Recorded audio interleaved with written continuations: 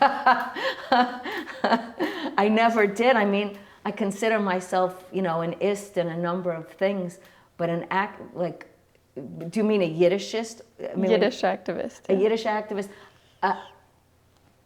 I didn't consider myself a Yiddish activist, but I behave as a Yiddish activist, so I guess I am a Yiddish activist.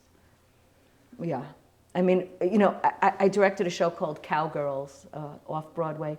You know, there wasn't even a brunette in the room. I mean, not to mention a Jewish person or a Yiddish word. And I direct them in Yiddish, you know, heb dich auf, setz dich weg, komm rein, and they get it.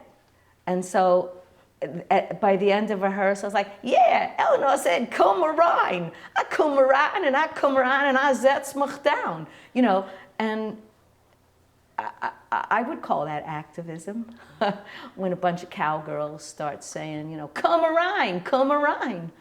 And so I speak Yiddish whenever I can to anybody I can, whether they understand it or not. And eventually they do understand it.